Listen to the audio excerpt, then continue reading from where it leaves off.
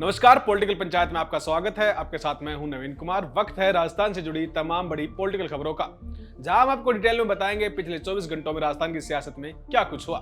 सबसे पहले बात करते हैं मुख्यमंत्री भजनलाल शर्मा की, जहां उन्होंने बीजेपी के कार्यालय पहुंचकर हर घर तिरंगा के कार्यक्रम को सफल बताते हुए कार्यकर्ताओं को संबोधित किया।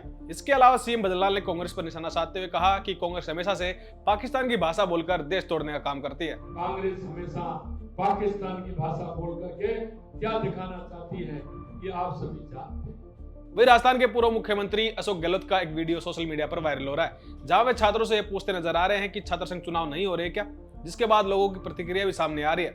लोगों का कहना है कि जिस मुख्यमंत्री ने छात्र संघ चुनाव बंद किया था, वही जनता से हंसकर पूछ रहे हैं कि चुनाव नहीं हो रहे।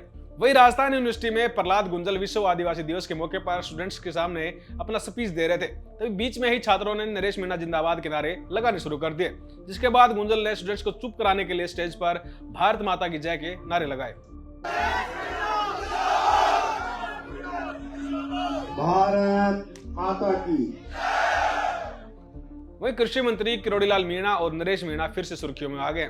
दरअसल राजस्थान यूनिवर्सिटी में आदिवासी दिवस के मौके पर उन्होंने अपनी ही पार्टी के मंत्रियों का नाम लिए बिना कहा कि उनके पास दिल्ली से फोन आया था कि नरेश मीणा सरकार के खिलाफ आंदोलन कर रहा है और तुम तो उससे मिलने जा रहे हो। जिसके जवाब में किरोड़ीलाल मीणा कहते हैं कि मैं तो फिर भी चौड़े में यानी कि सबके सामने मिलता हूं, तुम तो चुपचाप मिलते हो और उसको चुनाव भी लड़वा रहे हो। सरकार के खिलाफ आंदोलन कर रहा है, आप उससे मिलने जा रहे हो। मैं तो चौड़े में मिल रहा हूँ, तुम तो चुपचाप उसको चुनाव लड़ा रहे हो।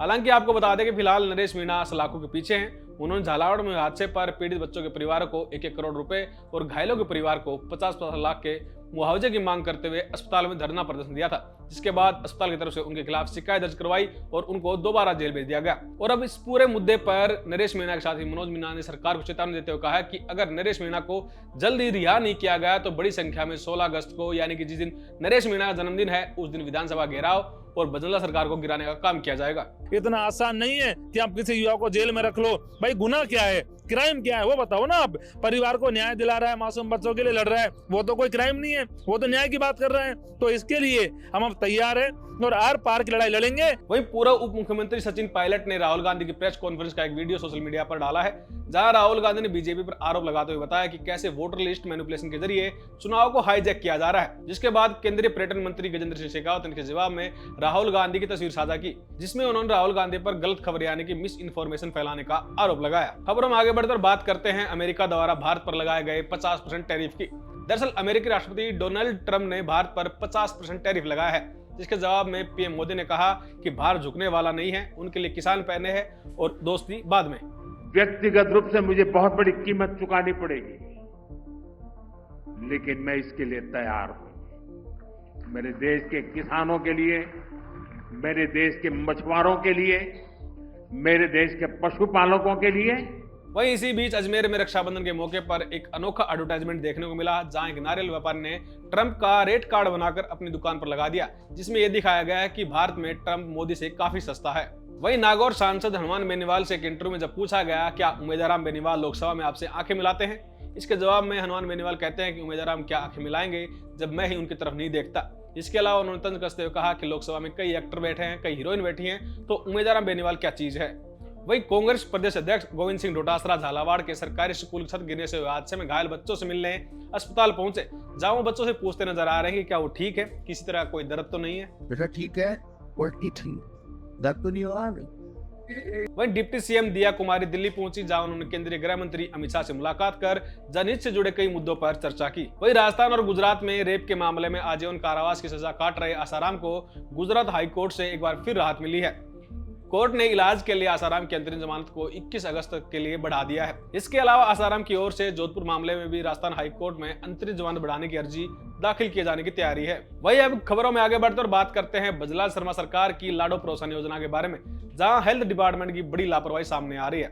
नियम के अनुसार बच्ची के जन्म के दूसरे-तीसरे दिन ही माता पिता के बैंक खाते में 1.5 लाख रुपए की पहली किस्त जो कि 5,000 रुपए है वो जमा हो जानी चाहिए थी, लेकिन प्रशासन की लापरवाही के कारण ये प्रोत्साहन राशि बच्चियों को कई महीनों तक नहीं मिल पा रही। रिपोर्ट्स की माने तो अब तक केवल 14,831 बच्चियों को ही इस योजना के तहत पहली किस्त मिली है, जबकि अभी भी 8,288 बच्चियां ऐसी हैं जिनके खाते में राशि अब तक नहीं पहुंची। वहीं चूरू जिले में सरकारी स्कूल के फिजिकल एजुकेशन टीचर ने शराब पीकर स्कूल में जमकर उत्पात मचाया, जिसके बाद गांव वालों ने टीचर को कमरे बंद कर दिया और पुलिस को इसकी सूचना देते हुए कार्रवाई की मांग की। बता दें कि नशे में धुत इस टीचर के हाथ में क्रिकेट बैट भी नजर आ रहा था, जिसके बाद वहां मौजूद बच्चे भी काफी सहमे हुए नजर आए। आपको उत्तर प्रदेश के मेरठ में हुआ नीले ड्रम वाला कांड तो याद ही होगा, जहां शादीशुदा पत्नी ने अपने बॉयफ्रेंड के संग मिलकर पति की हत्या कर दी थी और उसे नीले ड्रम में रख दिया था।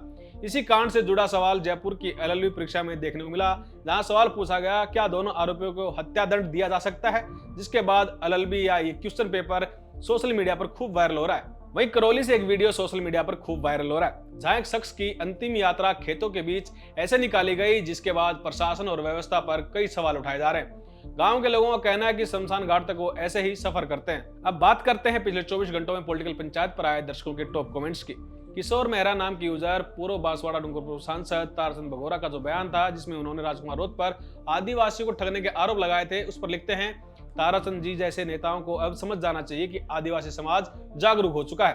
राजकुमार रोध जैसे नेता उनकी आवाज बनने लगे हैं तो पुराने नेताओं को बर्दाश्त नहीं हो रहा। ये हमला किसी व्यक्ति पर नहीं है, पूरी आदिवासी पहचान पर है। हम इसका कड़ा विरोध करते हैं। इसके अलावा शिक्षा मंत्री मदन दिलावर ने विभागों में स्वदेशी सामान इस्तेमाल करने के सख्त आदेश दिए थे।